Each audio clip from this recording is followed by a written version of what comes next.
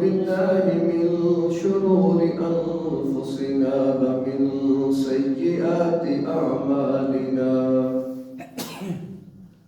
من يهده الله فلا مضل له ومن يضلله فلا هادي له ونشهد أن لا إله إلا الله وحده لا شريك له ونشهد أن سيدنا ومولانا محمدا عبده ورسوله أما بعد فأعوذ بالله من الشيطان الرجيم بسم الله الرحمن الرحيم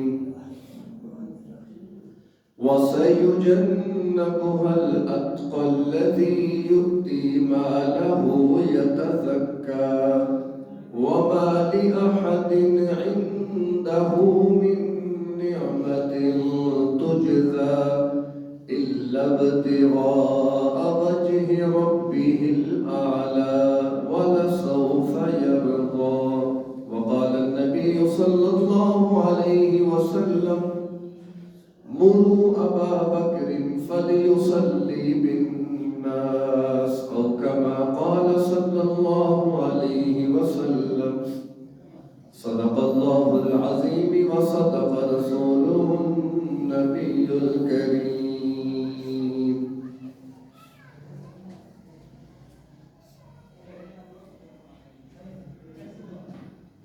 بسلسلہ سیرت النبی صلی اللہ علیہ وسلم دروس کا سلسلہ چل رہا ہے 4 ہجری تک کے واقعات اہم جو پیش آئے تھے ان پر تفصیل سے بات ہو چکی ہے۔ گویا 17 سالہ دور نبوت اس پر ہماری گفتگو مکمل ہو چکی ہے، اور اس سارے تسلسل کے اندر جہاں آپ صلی اللہ علیہ وسلم کی دعوت کے حوالے سے جو حالات، جو مشکلات آپ کو پیش آئیں، اور اسی طرح جن لوگوں یعنی صحابہ کرام نے آپ کی دعوت پر لبیک کہا، ایمان لائے، اسلام قبول کیا، ان کی عظمت اور مقام اور ان کا آپ صلی اللہ علیہ وسلم سے جو تعلق اور محبت تھی، اور جن مراحل میں آپ صلی اللہ علیہ وسلم کے شانہ بشانہ حضرات صحابہ کرام نے اپنی جان، مال، اولاد کی قربانی کے ساتھ چلتے رہے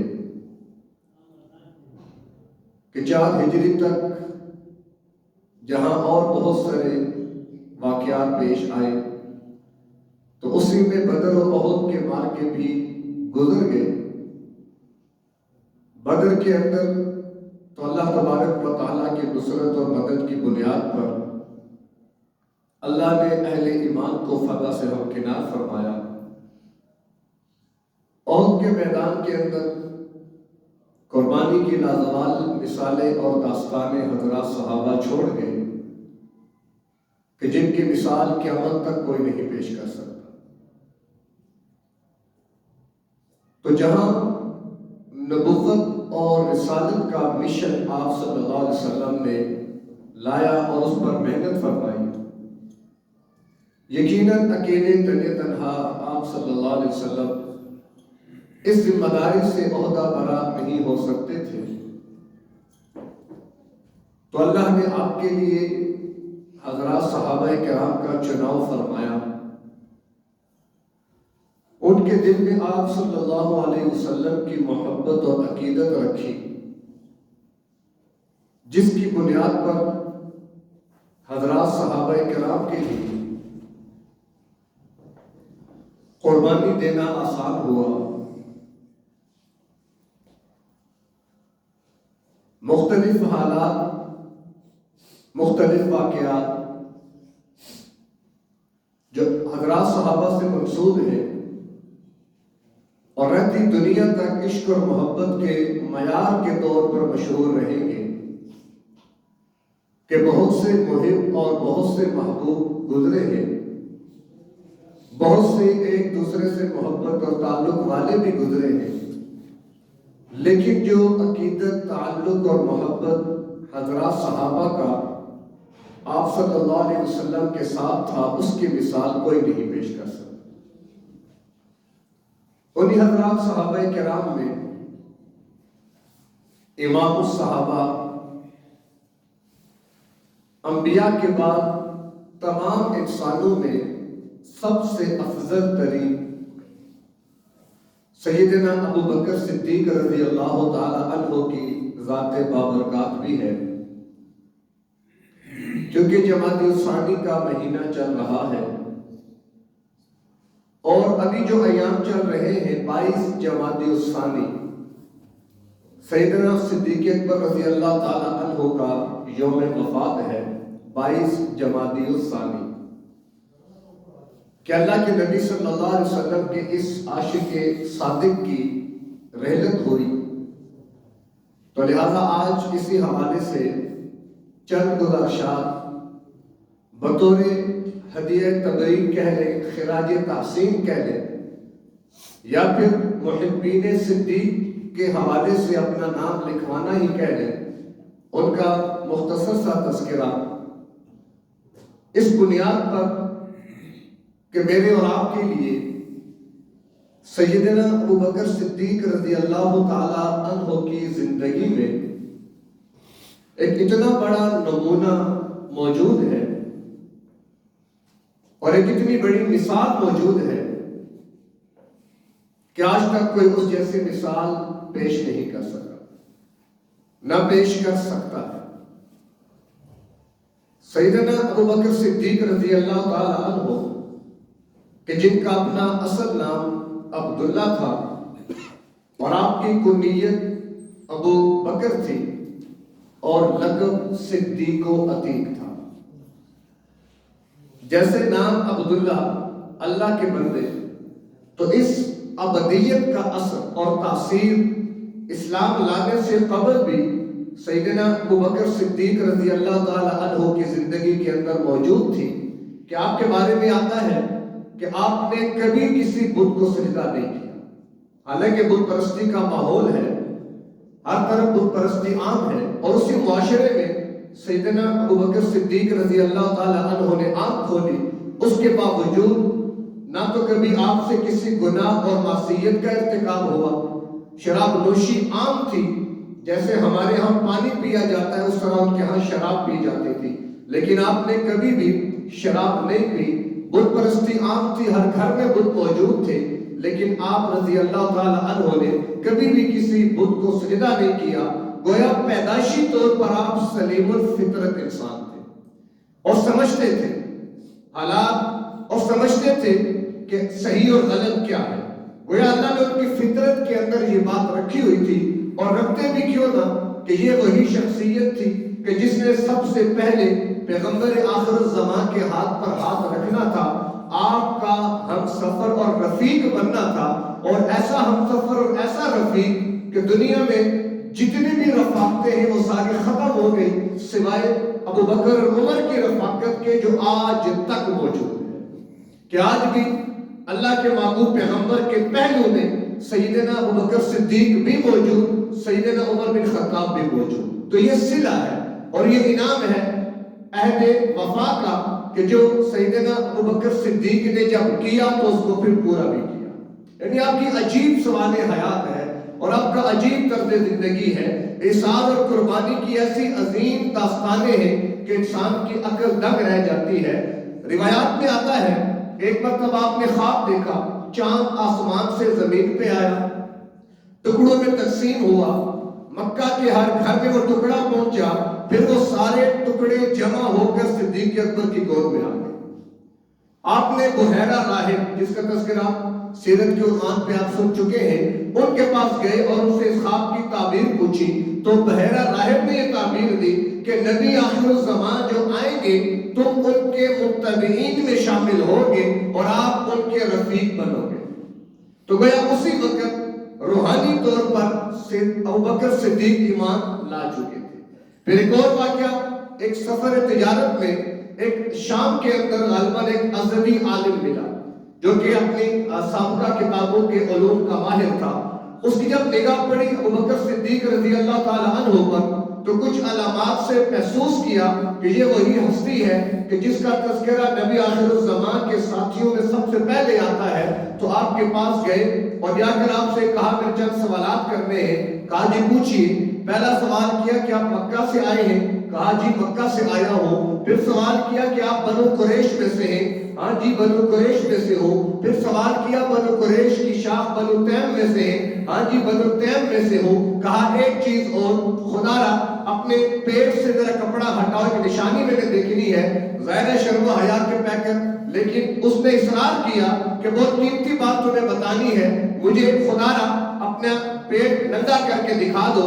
صدیق اکبر نے جب اپنا شکم مبارک سے وہ کپڑا ہٹایا تو ناف کے اوپر ایک تل دیکھ کر وہ گویا اشش کر اٹھا اور آپ کے ہاتھ کو بوسہ دیا اور کہا کہ ہم نے اپنی کتابوں میں نبی آخر الزمان کے ماننے والوں میں جس عظیم شخصیت کا نام دیکھا پڑھا اور جس کی علامات کو ہم نے دیکھا وہ ساری کی ساری علامات آپ کے اندر پائی جاتی. تو اس نظریے پر مزید پختہ ہوئے. بارکہ مختصر یہ کیونکہ تفصیل کا موقع نہیں ہے. تو ایک جب اللہ کے محبوب پیغمبر کے ساتھ تعلق تو پرانا تھا، یعنی ابوبکر صدیق کی عمر 38 سال تھی جبکہ آپ صلی اللہ علیہ وسلم کی عمر 40 سال. جب آپ کو نبوت ملی البتہ آپ کا تعلق 16 اور 18 سال کی عمر سے چل رہا تھا. گویا آپ کی صحبت اللہ کے محبوب پیغمبر کے ساتھ رہی.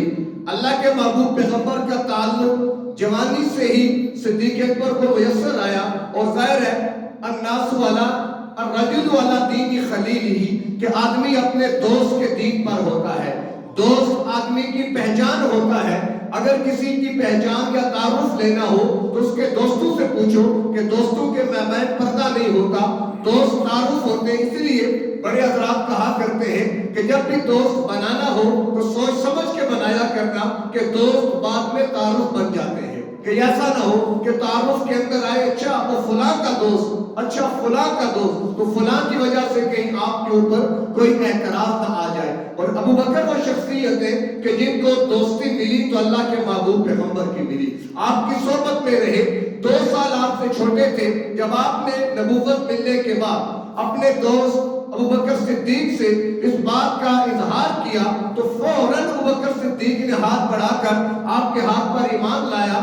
اللہ کے نبی فرمایا کرتے تھے کہ میں نے جس کے سامنے یہ دین کی دعوت پیش کی ہر ایک نے سوالات کیے، مجھ سے بحث مباحثہ کیا، اس کے بعد جا کر ایمان لائے سوائے ابوبکر صدیق کے کہ یہ وہ شخصیت ہے کہ جب میں نے اس کے سامنے اسلام کی دعوت کو پیش کی تو بلا سوچے سمجھے اس نے فوراً مجھ پر ایمان قبول کر لیا، فوراً ایمان لے آئے. اور لاتے بھی کیوں نہ، رفاقت تھی، دوستی تھی، تعلق تھا. اور دوستوں سے تو رات چھپے نہیں ہوتے. پھر کچھ وہ خواب، پھر کچھ علامات، پھر اللہ کی طرف سے ایک چناؤ تھا. بنیادی بات چناؤ. جیسے صحابی یہ رسالت اور نبوت یہ اللہ کا چناؤ ہوتا ہے.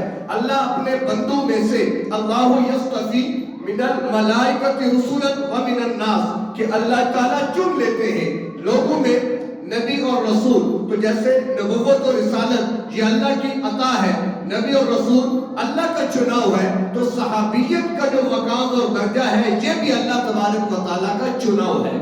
جیسے نبی اور رسول اللہ بنائے تو بنتا ہے، کوئی اپنی محنت کی بنیاد پر نبی اور رسول نہیں بن سکتا. اسی طرح صحابی بھی وہی بنے گا جس کو اللہ چاہے گا.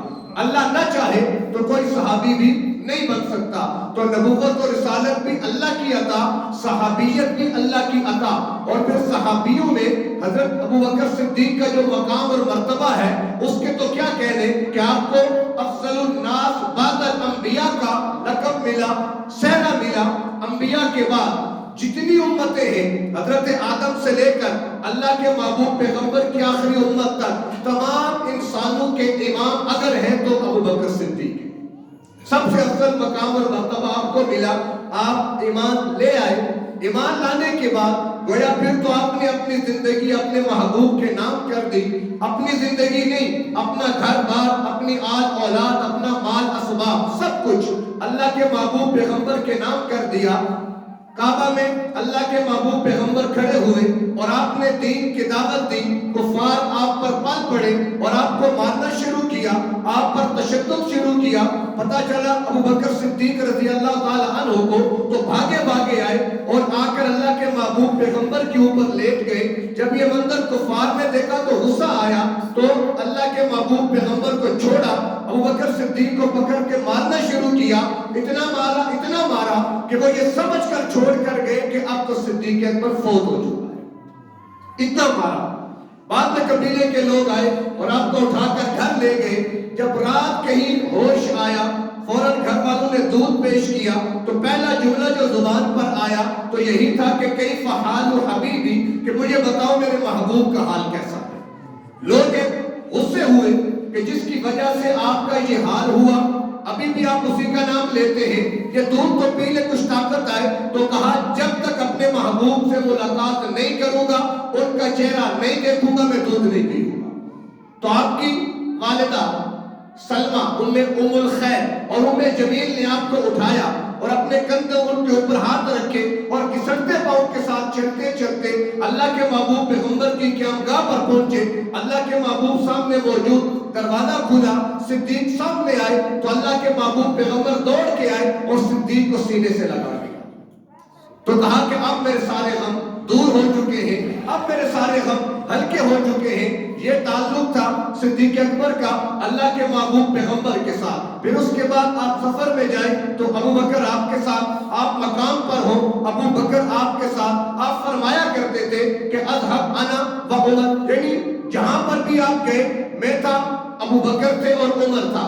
میں آیا ابو بکر آئے اور عمر آئے، میں گیا ابو بکر گئے اور عمر گئے. یعنی ہر جگہ پر جہاں اللہ کے محبوب پیغمبر اپنا تذکرہ فرماتے تو وہاں پر ابو بکر اور عمر کا تذکرہ ضرور فرمایا گیا. یعنی یہ حضرات کی عظمت و شان اور اللہ کے محبوب پیغمبر کے ساتھ ایک تعلق کی بہت بڑی بنیاد تھی. اسی طرح جب خدیجہ رضی اللہ تعالی عنہ کا انتقال ہو گیا اور آپ ظاہر ہے زوجہ بیوی اس کا ایک مقام ہے تو آپ غمگین رہنے لگے. تو ایک صحابیہ نے رائے دی اگر آپ کہیں تو میں ابو بکر صدیق کی بیٹی عائشہ کے لیے آپ کی بات کر لوں. اللہ کے محبوب پیغمبر نے فرمایا مجھے کوئی اعتراض نہیں، آپ بات کر سکتے ہیں. وہ چلی گئی، جا کر بات کی تو صدیق اکبر رضی اللہ عنہ نے کہا یہ تو میرے لیے سعادت کی بات ہے کہ سرکار دو جہاں کے نکاح میں صدیق کی بیٹی جائے گی.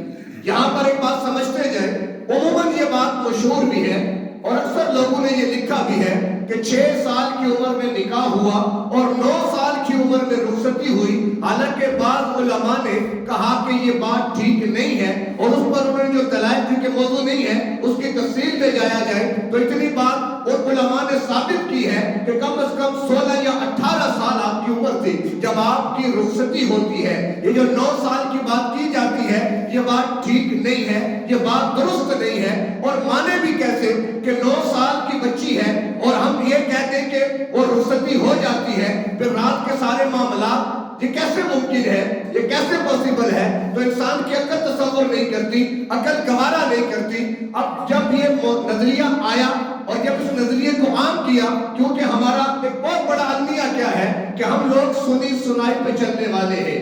ہم میں سے کوئی بھی ایسا فرد نہیں ہوگا جس نے کبھی اصل ماخذ کی طرف رجوع کیا ہو، کبھی قرآن کی تہ میں اترا ہو، کبھی احادیث کے سمندر میں غوطہ لگایا ہو، کبھی حضرات صحابہ کے حالات کو پڑھا ہو، کبھی اس نے ان چیزوں کا مطالعہ کیا ہو، کبھی سیرت کو اٹھایا ہو، کبھی تاریخ کا مطالعہ کیا ہو. ہم نے کبھی کوئی کتاب نہیں کھولی، بس جو نظریہ جہاں سے آئے گا ہم نے سینے سے لگا کر آگے پہنچا دینا ہے. جب پوچھا جائے اس کی حقیقت پتا کوئی نہیں، فلاں سے سنا، فلاں سے سنا، فلاں نے کہا. پھر ہوتا کیا ہے جب بات اڑائی جاتی ہے اس وقت شاید میں بھی نہ لوں، آپ بھی نہ لیں، لیکن شاید 10 افراد معاشرے کے وہ بات لے لیں، وہ آگے نقل کریں گے. اب وہ 10 سے 100 تک پہنچی، وہ 100 آگے نقل کریں گے. یعنی 1-2 نسلیں جب گزرے گی تو پھر وہ نظریہ کہ جس کی کوئی بنیاد نہیں تھی وہ عقیدہ بن جاتا ہے. جیسے آج کل آپ سوشل میڈیا پر میں نے پہلی بار کہا جمعہ مبارک کے میسج لوگ بھیجتے ہیں، جمعہ مبارک کے سٹیٹس لگاتے ہیں، جمعہ مبارک جائز نہیں ہے، یہ حرام کہیں گے ہم اس کو. کیوں کہ میں اور آپ کو جانتے ہیں، ہم عقیدت میں کہہ رہے ہیں، لیکن ہمیں احساس نہیں ہے کہ ہماری اگلی نسل جب یہ منظر بار بار دیکھے گی، یہ میسج بار بار پڑھے گی، تو وہ ذہن کیا بنائے گی کہ شاید یہ بھی جمعے کے اندر کہنے کی کوئی سنت ہے، یہ بھی دین کا مسئلہ ہے. یہی وجہ ہے کہ پھر بدعت کو رواج ملتا ہے. بدعت کیا ہوتی ہے کہ جس کے پیچھے بنیاد کوئی نہ ہو، بس میں نے کی، اس نے دیکھا، اس نے کی، اس نے دیکھا، اس نے دیکھا اور کام چل پڑا. پھر آگے چل کے ہوتا کیا ہے، ان چیزوں کے ساتھ بعض لوگ اپنے مفاد وابستہ کر لیتے ہیں، اور جب کسی نظریے کے ساتھ کسی جماعت کا مفاد وابستہ ہو جائے تو پھر معاملہ خطرناک ہوتا ہے. کیوں کہ وہ اپنے مفاد کے تحفظ کے لیے اگرچہ نظریہ غلط کیوں نہ ہو، اس کا پرچار بھی کرے کہ اس کا تحفظ بھی کرے. جیسے آج کل ہمارے معاشرے میں کتنے رسمیں ہیں، کتنے رواج ہیں، جو ابھی بھی بات چل رہی تھی انتقال کی، جوان 30 سال عمر، 2 چھوٹے بچے، بیچارہ دنیا سے چلا گیا. اب جوانی میں 2 بچے، گھر والی، اب ان کا کیا ہوگا، ان کا پرسان حال. اب اہل خانہ پریشان ہے، اب تیسرے کی نتیجہ بھی کرنا ہے، اب اس کے بعد جمعراتیں بھی کرانی ہے، پھر 40واں بھی کرنا ہے، بچوں کے فیس کے پیسے نہیں ہیں، ان کی کتابوں کا معاملہ نہیں ہے. تیجے پر برادری آئے گی، کھائے گی، ڈکار مارے گی اور وہ گئی. جمعرات کو جمع ہوں گے، کھائیں گے پیئیں گے، ڈکار ماریں گے، وہ چلے گئے. 40ویں پہ جمع ہوں گے، کھایا پیا اور وہ چلے گئے. یتیموں کے سر پہ ہاتھ کس نے رکھا، ان کی تعلیم کس نے اپنے ذمہ لی، ان کے کپڑے کس نے اپنے ذمہ لیے، اس کے گھر کا خرچہ کس نے اپنے ذمہ لیا.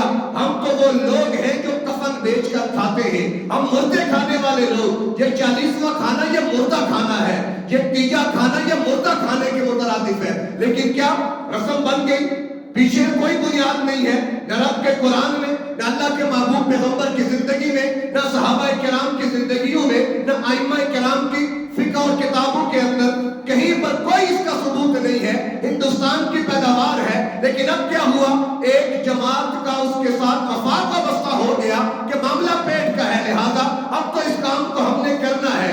یہاں تک میں خود جانتا ہوں، ہم خود بھی جاتے ہیں، خود لوگوں نے بتایا کہ مولوی صاحب یقین جانے ہمیں پتہ ہے ایک لقمے کا ثواب نہیں پہنچے گا، لیکن برادری کی ٹینشن کی وجہ سے ہمیں کرنا پڑ رہا ہے.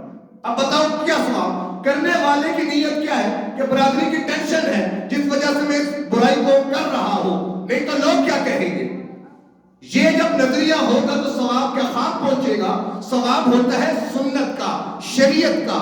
جو چیز رسم ہو اس کا ثواب کہاں سے لے آئے ہم لوگ. لیکن کیا ہے بے دینی. بات کر رہا تھا کہ ہم لوگ سنی سنائی کے عادی ہیں. ہم نے کبھی الحمد والناس تک ترجمے کے ساتھ پورا قرآن پڑھا. اگر میں کہوں ہاتھ کھڑا کرے تو شاید 1-2 ہاتھ کھڑے ہوں گے، باقی سارے 70-80 سال عمر بتا چکے ہیں، لیکن آج تک ترجمے سے قرآن نہیں پڑھ سکے. کوئی ایک کتاب حدیث کی پڑھی ہو کوئی ہاتھ نہیں اٹھائے گا. پیغمبر کی سیرت پر کوئی چھوٹا کتاب کیا پڑھا ہو کوئی ہاتھ نہیں اٹھائے گا. حضرات صحابہ کے حالات پر کوئی ایک واقعہ، کوئی ایک تذکرہ، اس کی اولادیں کتنی ہیں، ان کے گھر بار کیسے نہیں پتا. تو پھر یہ کیا کر رہے ہیں ہم لوگ. ہمارے دین کی بنیاد کس پر ہے. قرآن ہمارے پاس نہیں، حدیث ہمارے پاس نہیں، صحابہ کی زندگیاں ہمارے سامنے نہیں، پھر ہم کس کو دیکھ کے چل رہے ہیں. تو یہ بے دینی کا ماحول میرے اور آپ کے لیے اور ہماری نسلوں کے لیے زہر قاتل ہے. اس سے خود کو بھی بچائیں. دین کے اندر کوئی متحنت نہیں ہے. دین بالکل سیدھا سادہ ہے، کوئی اس کے اندر لچک نہیں ہے کہ فلاں کیا کہے گا، فلاں یہ فلاں کیا ہوتے ہیں، رب کیا چاہتا ہے، میرے پیغمبر کی چاہت کیا ہے، حضرات صحابہ کا طرز عمل کیا ہے، وہ میرے لیے سب سے بڑی دلیل ہے. بس بات سمجھو. کیوں اپنے خود ساختہ رسمیں بنا کر خود اپنے لیے مسائل پیدا کر کے اور پھر بیٹھ کر روتے ہیں. یہ اپنے قصور ہیں، یہ اپنے مسائل ہیں. خدا را ہم تو اس کے بھی قائل نہیں ہیں. اکثر جنازے پر اعلان ہوتا ہے کہ بھئی جتنے لوگ آئے کھانا کھا کر جائیں. میت کے گھر سے کھانا کھا کر جاؤ کہ جس کے گھر کا فرد دنیا سے چلا گیا. پوچھو اس بیوہ سے جو جوانی میں بیوہ ہو گئی، اس کے سامنے زندگی کے کتنے شب و روز ہیں. وہ سوچ سوچ کے پاگل ہوتی ہوگی کہ اب کیا بنے گا. بچوں کو دیکھتی ہوگی کیا بنے گا، کوئی پرسان حال نہیں. اور جا کر برادری بیٹھ کر وہاں پر کھانا کھائے. کتنی زیادتی ہے، کتنی بڑی زیادتی ہے. کس نے ختم کرنے رسمیں؟ آپ نے اور میں نے کرنی ہے تاکہ لوگ سہولت میں جائیں، لوگوں کے لیے مشکلات نہ بنے. اللہ کے محبوب پیغمبر کی حدیث تو کیا ہے کہ آل جعفر کے گھر 3 دن تک چولہا نہیں جلنا چاہیے، کہ ان کے گھر میں غم کی کیفیت ہے، میت کے گھر میں 3 دن کھانا نہ پکے، بلکہ لوگوں کے ذمہ ہے کہ ان کے جا کر خبر کرو، کیونکہ غم میں کھانا بھول جاتا ہے۔ اب وہ عورت کیا کھائے گی بیوہ جو آج بیوگی کے عالم میں چلی گئی؟ اس کا کیا کھانا، اس کا کیا پینا؟ آپ بھی بیویوں والے ہیں، اللہ ہم کو سلامت رکھے، لیکن سوچیں ایک لمحے کے لیے کہ اگر ہم دنیا سے چلے جاتے ہیں تو کیا ہوگا ہماری اولادوں کا، کیا ہوگا ہمارے گھر والوں کا؟ اللہ کا نظام ہے، اللہ بڑی کریم ذات ہے، اللہ بہت بڑا ہے، اللہ جانتا ہے کہ بیوہ ہے، اللہ جانتا ہے کہ بچے بھی ہیں، اللہ نے پھر بھی لیا، اللہ بہتر جانتا ہے۔ یہ ایک معاملے میں میرا اور آپ کا امتحان بھی ہوتا ہے کہ اب میرے اور آپ کے ذمہ ہے کچھ معاشرتی حقوق، کہ ایسے لوگوں کو تلاش کریں، یتیموں کو ڈھونڈیں، بیواؤں کو تلاش کریں، اور جو خرچے 30-40 روپے فضول میں کرتے ہیں وہ رقم جمع کر کے ان کے گھروں میں راشن پہنچائیں۔ آج مہنگائی کا عالم کہاں چلا گیا؟ آج غریب بیچارہ کیا کرے گا، کیا کھائے گا، کیا پیے گا؟ یہ میری اور آپ کی شامت اعمال ہے کہ جس کی وجہ سے یہ حالات بن چکے ہیں۔ اگر آج قوم توبہ نہیں کرے گی تو کوئی پتہ نہیں آنے والے حالات کیا ہوں گے۔ اور توبہ کیا ہے کہ دین کی طرف لوٹ آئے، شریعت کی طرف لوٹ آئے، اللہ والے بن جائے، سنت کو تھام لے، اللہ کے محبوب پیغمبر صلی اللہ علیہ وسلم کی سیرت کو اپنائے اور ان کی محبت میں زندگی گزارے، کہ جیسا کہ سیدنا ابوبکر صدیق رضی اللہ تعالی عنہ نے یہ زندگی کی بہاریں اپنے محبوب پیغمبر کے نام کر دی، سب کچھ لٹا دیا، ہجرت کا موقع ہے، آئے اللہ کے محبوب پیغمبر۔ ہم دیکھتے ہیں عمر بن خطاب کو کہ وہ چل کے پیغمبر کے در پہ جاتے ہیں، ہم نے دیکھا عثمان بن عفان کو وہ چل کے پیغمبر کے در پہ جاتے ہیں، ہم نے دیکھا علی المرتضیٰ کو وہ پیغمبر کے گھر میں رہتے ہیں، ہم نے باقی تمام صحابہ کو دیکھا، حتیٰ کہ جبریل کو بھی دیکھا، عرش کو چھوڑ کر محمد کے ہم آتے ہیں، اور قربان جائے صدیق تیری عظمت پر کہ نبوت خود چل کے تیرے گھر میں پہنچی، خود چل کے آئی۔ صدیق جب حکم آیا جبریل امین کی طرف سے، یا رسول اللہ ہجرت کا حکم آ گیا، پہلا سوال میرا رفیق ہجرت کون ہوگا، رفیق سفر کون ہوگا؟ ایک سفر رفاقت جبریل کی بھی تھی جب سفر معراج کا تھا، آج سفر ہجرت کا ہے، بتا جبریل کون میرے ساتھ جائے گا؟ تو جبریل نے کہا حکم اللہ نے دیا ہے کہ آپ ابوبکر صدیق کو اپنا ہم سفر بنائیں۔ اور یہ موقع کون سا ہے؟ شاید میں اس کی تعبیر الفاظ میں نہ کر سکوں کہ چاروں طرف سے ننگی تلواریں ہیں، چاروں طرف پورا قبیلہ، خاندان، علاقہ قتل کے در پہ ہے، اور ایک ایک لمحہ آپ کے لیے کتنا خطرناک ہے اس کا تصور مشکل ہے، اور ایسے مشکلات میں تو اپنے بھی ساتھ چھوڑ جایا کرتے ہیں۔ کون جا کے موت کے منہ میں ہاتھ ڈالے، کون انگاروں پر چلے، لیکن دنیا کے اندر ایسے بھی لوگ موجود ہیں کہ جو اس میں ساری قربانیاں دینا جانتے ہیں۔ وہ تعلق ایک عام تعلق ہے اور ایک پیغمبر کا تعلق ہے، اس تعلق کی تو کیا کہنے۔ ان مشکل حالات میں صدیق نے کہا یا رسول اللہ میں تو پہلے سے منتظر بیٹھا ہوں، کب اذن ملے اور میں آپ کے ساتھ سفر پہ نکلوں، اور میں نے 2 سواریاں بھی تیار کر رکھی ہیں۔ صدیق اور پیغمبر راتوں رات وہاں سے نکلے، تفصیلی واقعہ گزر چکا ہے۔ ہجرت کے عنوان پر غار ثور میں پہنچنے سے پہلے اللہ کے محبوب پیغمبر چلتے ہیں، کبھی صدیق دائیں ہوتے ہیں، کبھی بائیں آ جاتے ہیں، کبھی آگے کبھی پیچھے۔ صدیق کیا کر رہے ہو؟ کہا آقا آگے چلتا ہوں، پھر خیال آتا ہے دشمن پیچھے سے نہ آ جائے تو پیچھے آ جاتا ہوں، خیال آتا ہے دشمن دائیں طرف سے نہ آ جائے ادھر آ جاتا ہوں، پھر خیال آتا ہے دشمن ادھر سے نہ آ جائے، کوئی پتہ نہیں کہاں سے آئے۔ تو جو بھی آئے، جو بھی تیر تلوار آئے، وہ صدیق پر آئے، پیغمبر کو آنچ نہیں آنی چاہیے۔ یہ ہے عظمت اور شان اور یہ تعلق۔ اللہ تبارک و تعالیٰ نے یہ مقام ویسے نہیں دیا۔ جب کچھ دیر کے بعد دیکھا اب اللہ کے محبوب پیغمبر کے تلوے وہاں سے خون رس رہا ہے، ظاہر چٹانیں ہیں، پتھریلے اور زمینیں ہیں، نوکیلے پتھر ہیں۔ صدیق نے جب یہ منظر دیکھا تو نبوت کو اپنے کندھوں پر اٹھا لیا، اور اٹھانے کے بعد غار ثور کے اوپر چڑھ گئے۔ جو لوگ حج عمرے کے لیے گئے، اگر غار ثور کا سفر کیا، تصور دل میں کریں کہ بارے نبوت مشکل ہے، اٹھا کوئی نہیں سکتا۔ ابوبکر صدیق قربان جاؤ تیری ہمت پر کہ بارے نبوت کو اٹھایا۔ گویا اللہ نے پیغام دیا کہ جیسے صدیق نے بارے نبوت کو اٹھایا، کل یہی نبی کے بعد بارے خلافت کو بھی اٹھانے والا ہے۔ کل یہ جب پیغمبر دنیا سے رخصت ہوں گے تو ان کو خلافت کا جو بار ہے کون اٹھائے گا؟ آج صدیق نے بار نبوت اٹھا لیا، کل اس نے بار خلافت اٹھانا ہے۔ آپ آگے بڑھ گئے، غار تک پہنچے، یا رسول اللہ ٹھہریے، کوئی پتہ نہیں اندر موذی ہو، پہلے مجھ پہ حملہ ہو، آپ پر کچھ نہ ہو۔ آپ نے غار کو صاف کیا، سارے سوراخ بند کیے، اندر تشریف فرما ہوئے۔ یا رسول اللہ آ جائیے، آقا اندر تشریف لائے، تھکے ہوئے تھے، آتے ہی صدیق کی گود میں سر رکھا تو آپ کی آنکھیں لگ گئی۔ حالانکہ صدیق ساتھ چلے اور آگے آ کر صدیق نے کندھوں پہ اٹھایا، اٹھا کر لائے۔ تھکنا تو صدیق کو چاہیے، لیکن صدیق بیٹھا، تھکاوٹ بھول گیا۔ کیا مطلب؟ صدیق فنا فی النبی ہو چکا تھا، وہ فنا فی النبی تھے، اپنا آپ بھول چکے تھے۔ سامنے ڈسا بھی، ہلے پھر بھی نہیں۔ آنسو جب گرا تو اللہ کے محبوب پیغمبر کے گالوں نے اسے لے لیا۔ کبھی قطرہ خون کا عثمان کا بھی گرا، جس کو قرآن نے محفوظ کیا، اور یہ دوسرا عظیم قطرہ جو صدیق کی آنکھ سے نکلا، جس کو پیغمبر کے رخسار نے اپنے اندر اتار لیا۔ عظمت اور شان حضرت عائشہ رضی اللہ تعالی عنہا اللہ کے محبوب پیغمبر کے ساتھ آسمان کی طرف نگاہ اٹھائی، ستاروں سے بھرا ہوا، کہا یا رسول اللہ کوئی ایسا فرد بھی ہے کہ جس کی نیکیاں آسمان کے ستاروں سے بھی زیادہ ہوں؟ کہا ہاں۔ کہا کون؟ کہا عمر بن خطاب۔ حضرت عائشہ کے چہرے پہ عجیب سی کیفیت۔ کہا تو میرے والد صاحب ان کے دل میں ذہن میں تھا کہ ابو بکر کا نام لیں گے، تو اللہ کے محبوب پیغمبر نے فرمایا عمر کی ساری زندگی کی نیکیاں صدیق کی اس ایک نیکی کا مقابلہ نہیں کر سکتی۔ کہ ایک نیکی صدیق نے جو کی، عمر کی ساری زندگی کی نیکیاں اس کا مقابلہ نہیں کر سکتی۔ یہ عظمت اور شان، یہ مرتبہ اور مقام۔ اللہ کے محبوب پیغمبر سفر آخرت کے لیے تیار۔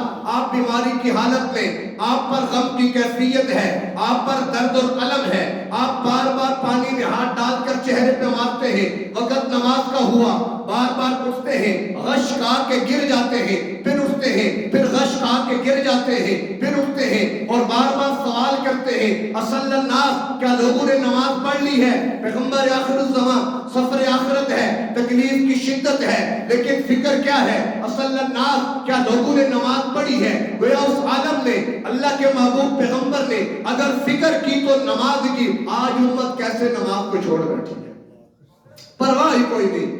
سنتے ہیں آواز اذان پھر بھی نہیں جاتے، دکان بند نہیں ہوتی ہماری اذان کی آواز پر، ہمارے گھر کے کام نہیں رکتے اذان کی آواز پر، میرے دفتر کا قلم نہیں رکتا اذان کی آواز پر۔ کہ جس اذان اور نماز کے لیے پیغمبر آخر الزمان اس کیفیت کے اندر بھی یہ فکر لے کر بیٹھے ہیں اصل الناس، کیا لوگوں نے نماز پڑھ لی؟ تو جواب ملتا کہ نہیں، ہم ینتظرونک یا رسول اللہ، وہ تو آپ کے منتظر ہیں۔ جب آپ نے دیکھا کہ مشکل ہے، نہیں اٹھ سکتا، تو آپ نے فرمایا مرو ابا بکر فلیصلی بالناس، جاؤ کہہ دو ابو بکر کو کہ مصلی رسول پہ آ جائے اور لوگوں کو نماز پڑھائے۔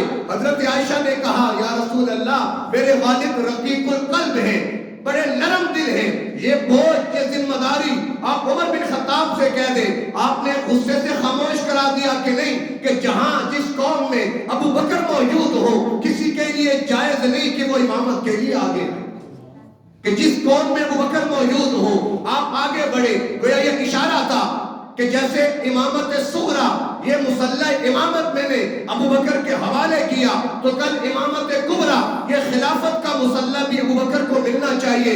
اسی بات سے عمر بن خطاب نے سقیفہ بنی ساعدہ میں یہ استدلال بھی کیا تھا۔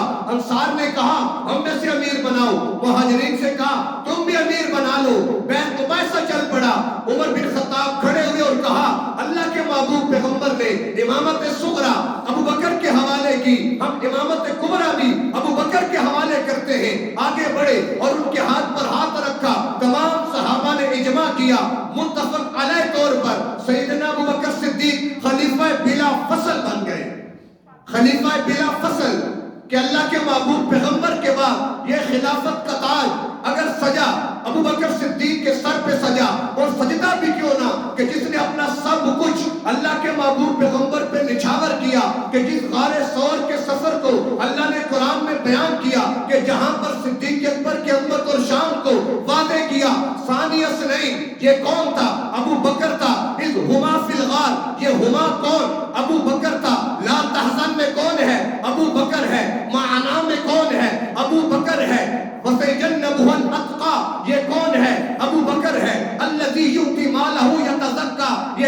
ہے ابو بکر ہے جس نے اپنی بیٹی اپنے محبوب پیغمبر کے نکاح میں دی، یہ ابو بکر ہے جو سفر ہجرت میں رفیق بنا، ابو بکر ہے کہ جس نے رفاقت کا جب حق ادا کیا تو یوں ادا کیا کہ آج بھی وہ پیغمبر کی رفاقت میں ہے، اور پیغمبر فرمایا کرتے تھے کل قیامت میں جب میں اٹھوں گا تو پہلے میں اٹھوں گا، پھر میرے بعد ابو بکر اٹھیں گے، اس کے بعد عمر اٹھیں گے، اور ان کے کندھوں پہ ہاتھ رکھ کر ہم میدان محشر کی طرف روانہ ہو جائیں گے۔